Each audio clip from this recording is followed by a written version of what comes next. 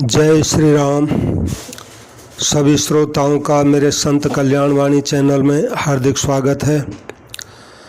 आज मैं पुनः श्री रामकृष्ण देव महाराज जी की अमृतवाणी ग्रंथ के अंतर्गत जो उनके द्वारा कही गई अपने शिष्यों को बोध कथाएं हैं, उसी प्रसंग को आगे बढ़ा रहा हूँ। तो आज ये इस प्रकरण का तीसरा भाग है। तो आज उन्होंने धर्म तत्व को ठीक से समझ न सकना कितना भयंकर होता है, ये विषय है। धर्म तत्व को ठीक से समझ न सकना कितना भयंकर होता है, इस विषय पर ठाकुर जी ने अपने शिष्यों को ज्ञानोपदेश किया है। तो ठाकुर जी की वाणी है, किसी राजा को उसके गुरु ने उच्च अद्वैत तत्व का उपदेश प्रदान किया। सर्व घट में एक ही ब्रह्म विराजित है, सभी समान हैं। यानी ये उपदेश राजा को उसके गुरुजी ने दिया कि सर्व घट में एक ही ब्रह्म विराजित है, सभी समान हैं। तो राजा को यह बात बड़ी पसंद आई। उसने सभा से लौटकर रानी के बदले उसकी दासी के साथ भोग विलास करने की इच्छा प्रकट करते हुए कहा, रानी और दासी तो एक ही है। रानी ने घबरा कर गुरुदेव को सब बातें बतला दी। गुरुदेव बोले, भोजन के समय राजा को एक बर्तन में कुछ बिष्टा भी परोसना। रानी ने वैसा ही किया। राजा और गुरुदेव साथ ही भोजन करने बैठे। भोजन के साथ बिष्टा देखते ही राजा तो आग बबूला हो गया। तब गुरुदेव ने कहा, तुम तो अद्वैत तत्व को जानते हो। जब सब कुछ एक ही है तब भोजन और बिष्टा भी तो एक ही है, फिर बिष्टा क्यों न खा सकोगे। इस पर राजा क्रुद्ध होकर बोल उठा, तो फिर आप ही क्यों नहीं खाते। गुरुदेव ने ठीक है कहकर झट शूकर रूप धारण कर उस बिष्टा को खा लिया। यानी गुरुदेव ने ठीक है कहा और झट से शूकर का रूप बनाया, यानी सुअर का, क्योंकि सुअर बिष्टा खाता है। तो शूकर रूप धारण कर उस बिष्टा को खा लिया और फिर से पूर्ववत रूप अपना धारण कर लिया। तो राजा तो देखकर दंग ही रह गया। तब उसकी आंखें खुली और वह समझ गया कि अद्वैत तत्व सिर्फ मुंह से कहने की बात नहीं है, उसका अनुभव होना चाहिए। यानी गुरुजी ने उसको अपना आचरण करके दिखा दिया कि अद्वैत तत्व का मतलब ये होता है। जय श्री राम। इस विषय में अगली कथा ठाकुर जी सुनाते हैं। एक ब्राह्मण ने एक बाग लगाया था। वह दिन रात उसकी देख रेख में लगा रहता। एक दिन बाग में एक गाय घुस पड़ी और ब्राह्मण के इतने श्रम से लगाए हुए पौधों को खाने लगी। यह देखते ही ब्राह्मण मारे गुस्से के आग बबूला हो उठा और उसने गाय को इतना पीटा कि गाय मर गई।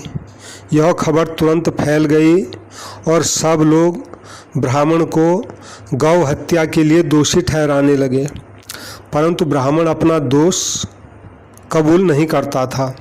वह कहता, इसमें मेरा क्या कसूर, मैंने गौ हत्या नहीं की, मेरे हाथ ने यह काम किया है और हाथ के अधिष्ठाता देवता इंद्र हैं।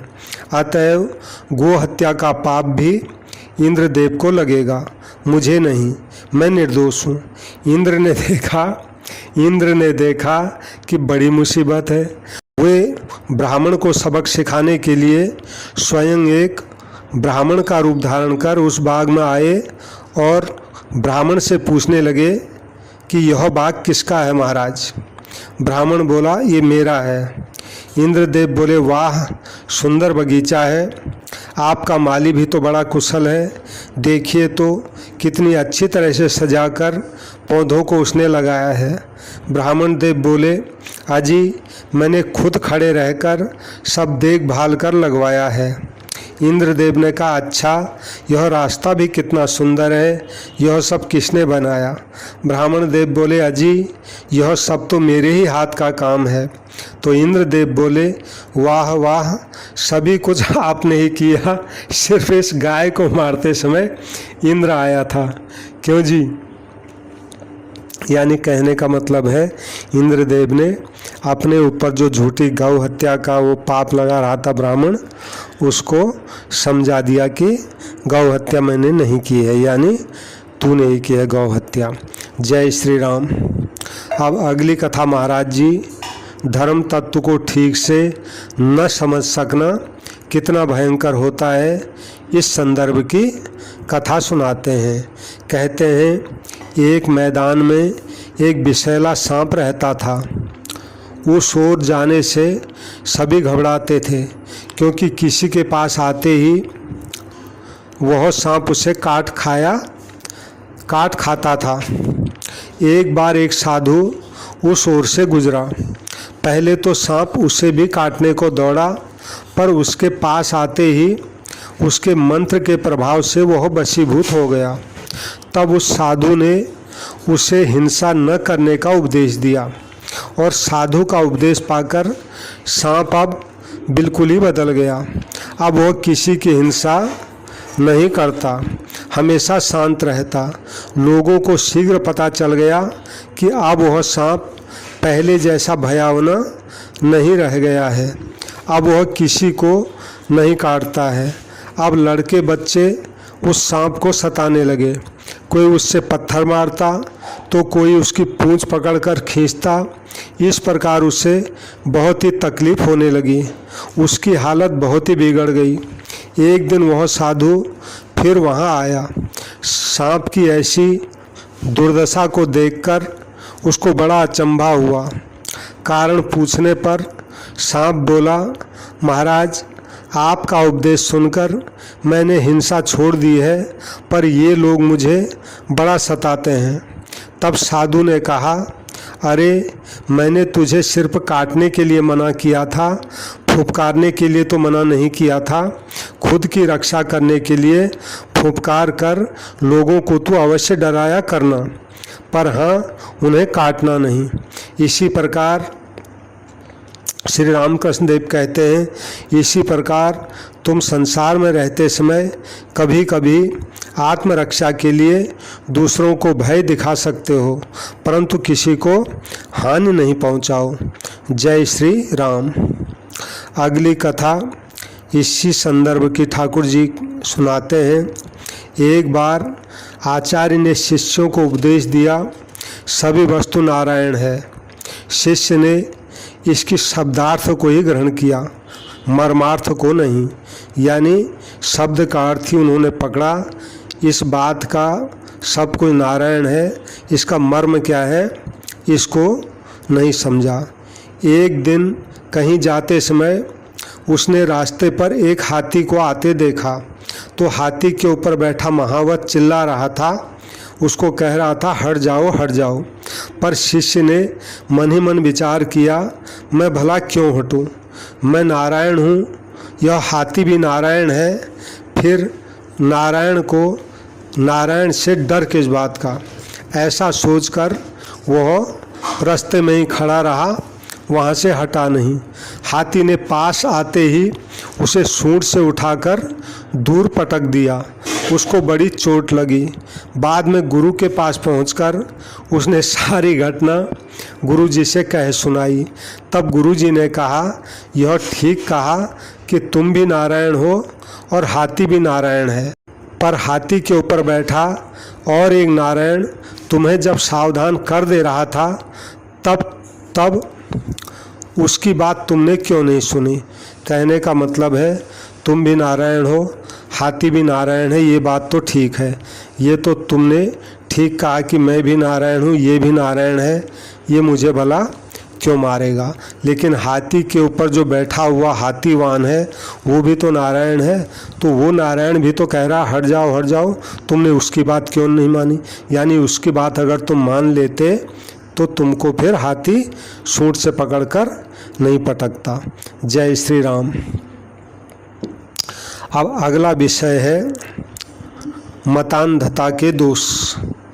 मतांधता के दोष यानी मतांधता, मतों की अंधता, मतों में जो अंधता है उनके जो दोष हैं उनके संबंध में ठाकुर जी अपने शिष्यों को कथाएं सुनाते हैं।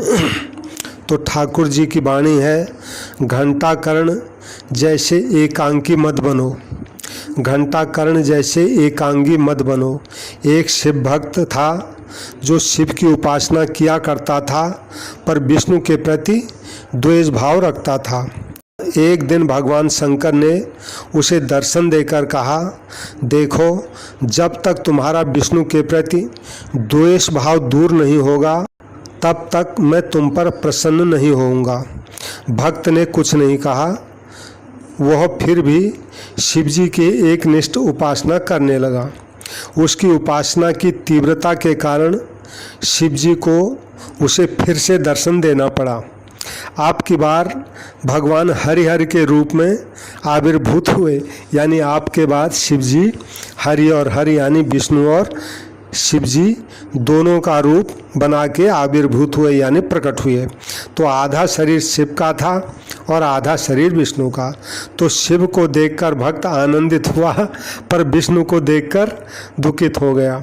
इस तरह वह आधा आनंदित होकर और आधा दुखित हुआ। फिर वह देवता की पूजा करने लगा। पूजा करते समय उसने केवल शिव की ही पूजा की, विष्णु की ओर देखा तक नहीं। अब जब वह धूप चढ़ाने लगा तो कहीं उसकी सुगंध विष्णु को भी न मिल जाए, इस शंका से वह विष्णु की नाक दबाए बैठा रहा। तब भगवान बोले, देखो मैंने तुम पर कृपा कर हरिहर का रूप धारण किया जिससे तुम समझ सको कि शिव और विष्णु अभिन्न हैं, पर तुम यह समझ ही नहीं सके। इस एकांगी भाव के लिए तुम्हें काफ़ी कष्ट भोगना पड़ेगा। विष्णु के प्रति उसके द्वेष भाव की बात धीरे धीरे सब दूर फैल गई और गांव के बच्चे उसे देखते ही हरि हरि कहकर ताली बजाते हुए चिढ़ाने लगे। अंत में निरुपाय हो हरि नाम सुनने से बचने के लिए उसने अपने दोनों कानों में 2 घंटे लटका दिए। जो ही बच्चे हरि हरि कहकर चिल्लाते त्यों ही वह उन घंटों को जोर से बजाकर हरि नाम नहीं सुनने की कोशिश करता। इस तरह उसका नाम घंटाकर्ण पड़ गया। यानी मतांधता को दोष, यानी अपने ही मत को इतना मानना, दूसरे के प्रति द्वेष करना। यानी अपने धर्म के प्रति, अपने मत के प्रति आस्था रखना ठीक है, लेकिन दूसरे के प्रति द्वेष रखना ये ठीक नहीं है। ये ठाकुर जी का कहने का मतलब रहा। जय श्री राम। अगली कथा मतांधता के दोष के संबंध में ही फिर ठाकुर जी सुनाते हैं। एक बार 4 अंधे हाथी देखने गए, यानी 4 अंधे आदमी हाथी देखने गए। उनमें से एक जन हाथी के पैर को छूकर आया और कहने लगा, हाथी खंबे जैसा है। और दूसरे अंधे ने हाथी की सूंड को छुआ था केवल, तो वह आकर कहने लगा, हाथी अजगर जैसा है। तीसरे अंधे ने हाथी के केवल पेट को छुआ था, तो वह आकर कहने लगा, हाथी तो बड़ी नाद की तरह है। और चौथे अंधे ने हाथी के कान का स्पर्श किया और वापस आ गया और आकर कहने लगा, हाथी तो सूप जैसा है। तो ठाकुर जी कहते हैं, इस तरह चारों हाथी के रूप के बारे में वाद विवाद बाद में करने लगे।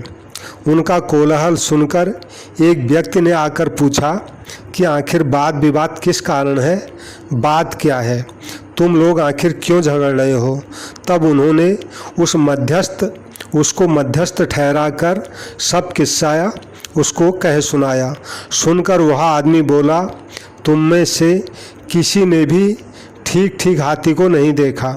हाथी खंबे के जैसा नहीं है, हाथी के पाँव जो है खंबे जैसे हैं और हाथी अजगर जैसा नहीं होता, हाथी की सूंड अजगर जैसी है।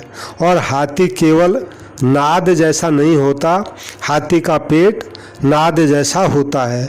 और हाथी केवल सूप जैसा नहीं होता, हाथी के कान सूप जैसे होते हैं। इन सब को मिलाकर ही हाथी बना है। तो ठाकुर जी कहते हैं जिन्होंने ईश्वर के स्वरूप के एक ही पहलू को देखा है वे इसी प्रकार आपस में झगड़ते रहते हैं। जय श्री राम। अब मतांधता के दोष के संबंध में अगली कथा ठाकुर जी सुनाते हैं। किसी कुएं में एक मेढक रहा करता था। वह उसी कुएं में जन्मा था और उसी कुएं में बड़ा भी हुआ था। एक बार एक समुद्र का मेढक उस कुएं में भी आके पड़ गया। कुएं वाले मेढक ने उससे पूछा, तुम कहाँ से आ रहे हो? समुद्र से आए हुए मेढक ने बोला, मैं समुद्र से आया हूँ।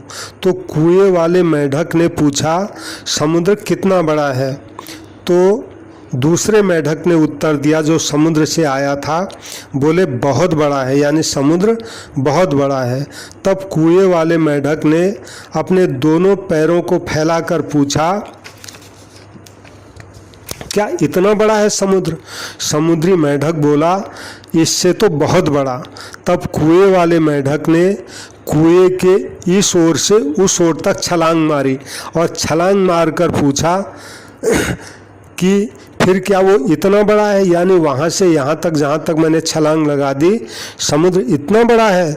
तो समुद्र वाले मेढक ने कहा, नहीं, वह इससे भी बहुत बड़ा है।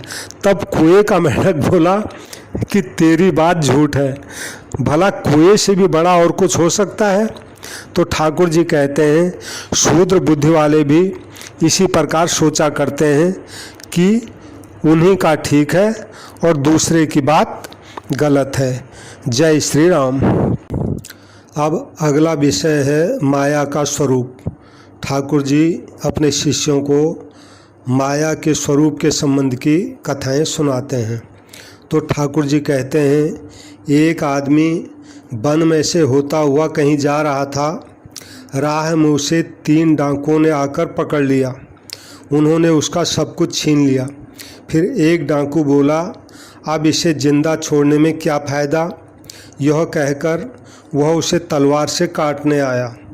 तो जब वो उसको काटने आया तब दूसरा डाकू बोला, नहीं जी, काटने से भला क्या मिलने वाला है? इसके हाथ पांव बांधकर यहीं छोड़कर इसको चलो। इसके हाथ पांव बांधकर यहीं छोड़कर इसको चलो, यानी हम यहाँ से चलते हैं। तब वे डाकू उसके हाथ पांव बांधकर उसे वहीं छोड़कर चले गए। कुछ देर बाद उनमें से एक जन लौट आया, यानी जो 3 डाकू थे, जो उस समय कुछ नहीं बोला था, तीसरा वो वापस लौट आया और बोला, आह, तुम्हें बहुत कष्ट हुआ, आओ मैं तुम्हारा बंधन खोल देता हूँ।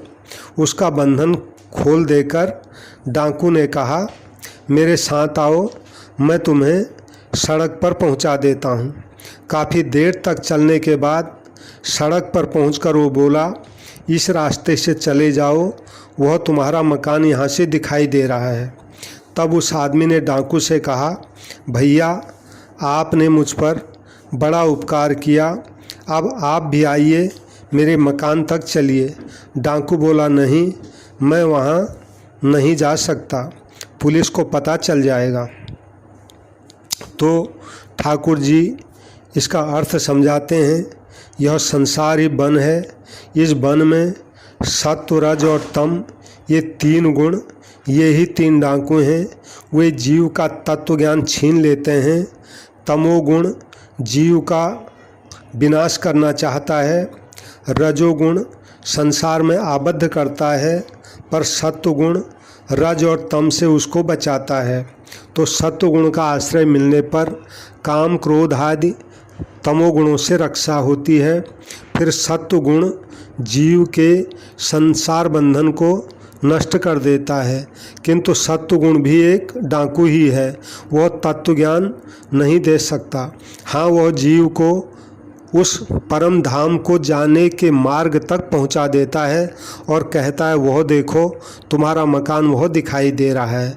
पर जहाँ ब्रह्म ज्ञान है वहाँ से सत्वगुण भी बहुत दूर है। यानी सत्वगुण, रजोगुण, तमोगुण, ये लोग हम पर अपना क्या प्रभाव करते हैं, कौन हमारे लिए ठीक है कौन खराब है, ये उन्होंने समझा दिया। यानी तमोगुण तो बहुत ही दुष्ट गुण है, उससे बचना चाहिए, और सतोगुण अच्छा गुण है, अपने में सतोगुणी भाव लाना चाहिए, ये मतलब हुआ।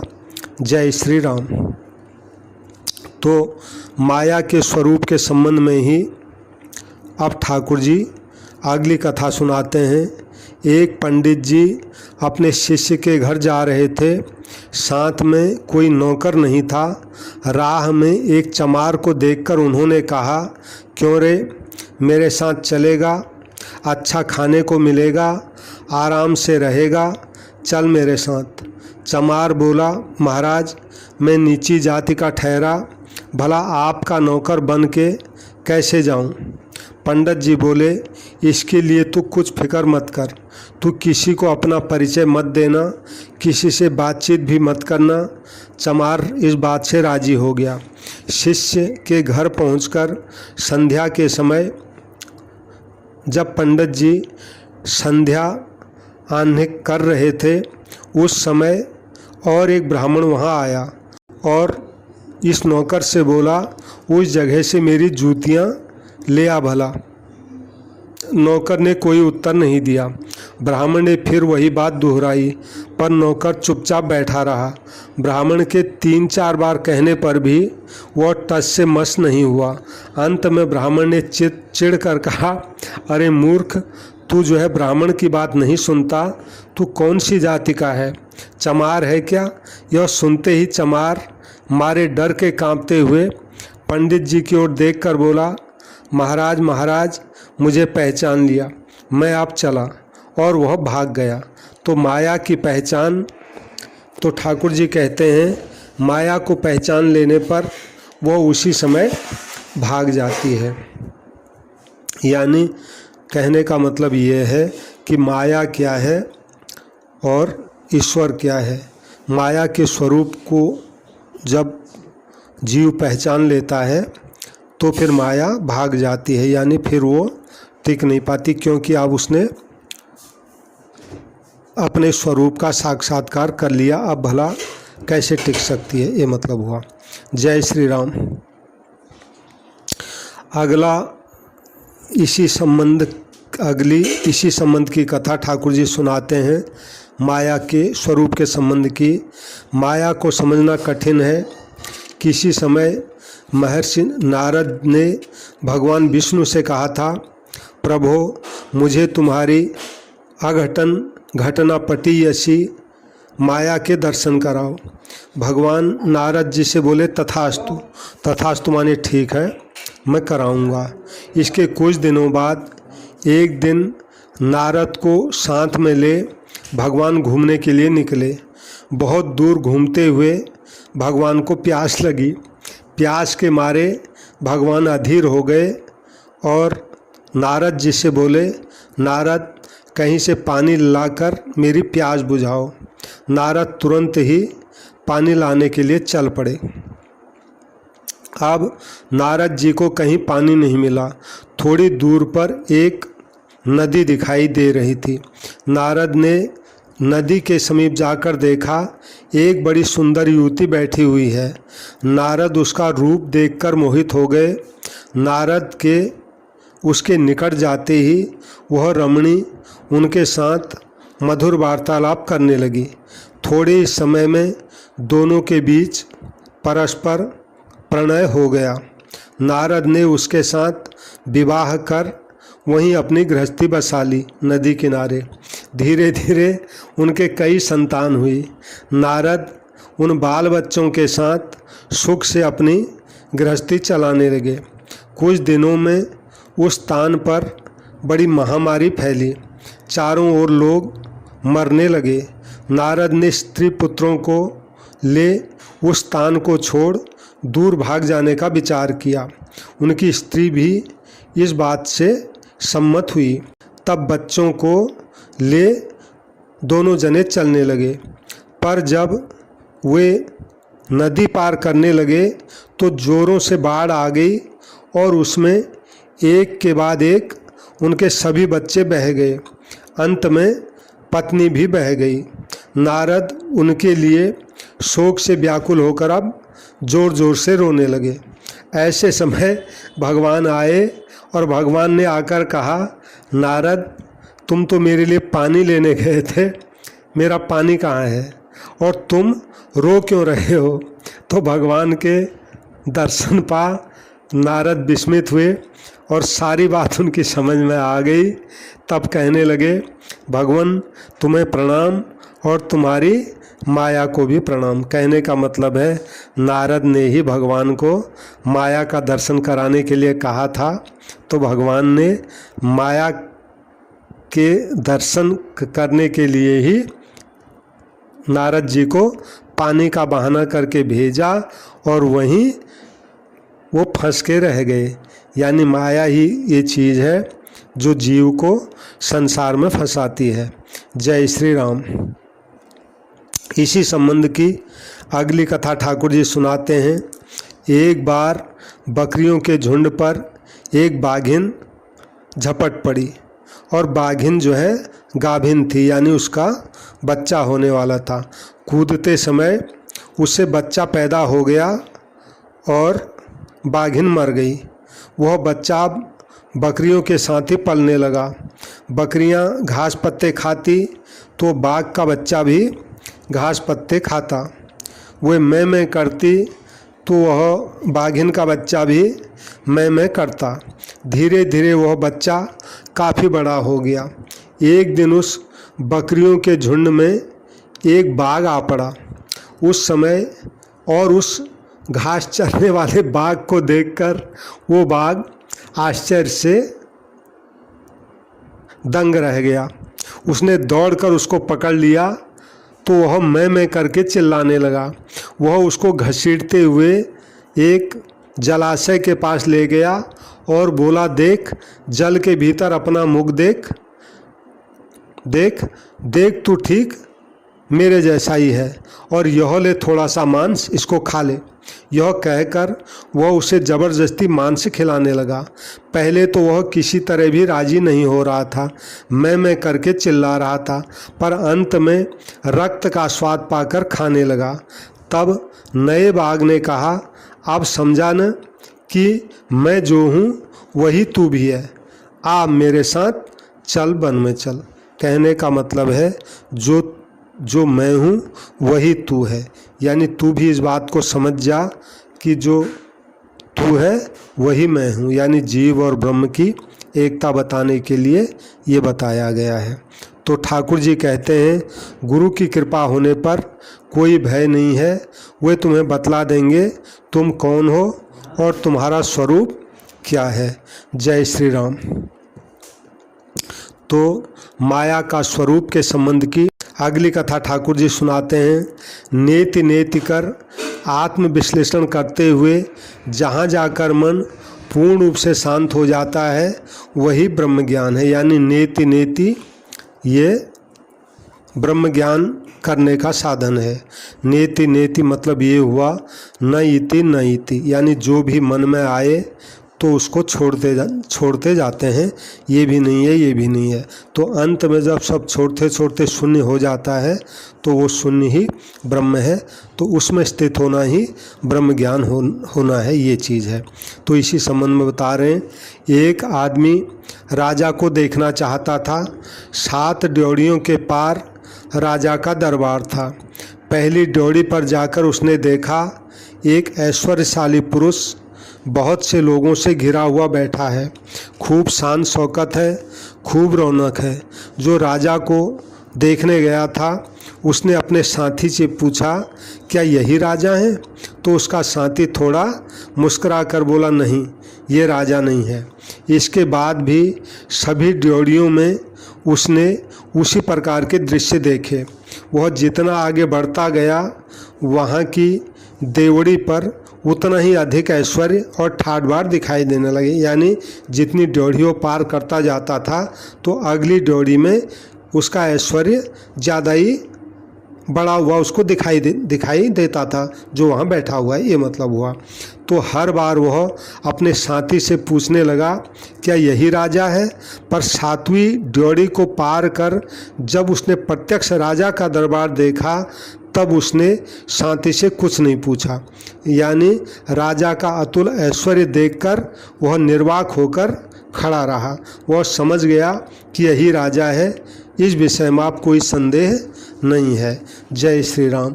यानी फिर जो असली राजा को जब उसने देखा तब वहाँ संदेह की बात थी ही नहीं, वो खुद ही समझ गया कि ये राजा हैं। तो वही बात यहाँ भगवान के साक्षात्कार या दर्शन के संबंध में है। यानी जब भगवान का साक्षात्कार या ब्रह्म ज्ञान हो जाता है तो फिर प्रश्न पूछने को कुछ रहता नहीं है, ये मतलब हुआ। यानी संदेह सब समाप्त हो जाते हैं। जय श्री राम।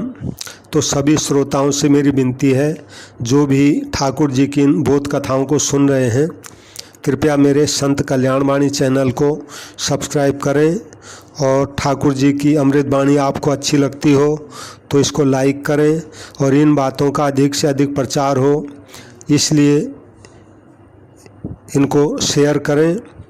और जहाँ भी ठाकुर जी की या अन्य संतों की कल्याणकारी वाणी मुझे मिलेगी मैं अपने इस चैनल पे उसको ज़रूर रखूँगा। सबको प्रणाम, सबको राम राम। जय श्री राम, जय श्री राम।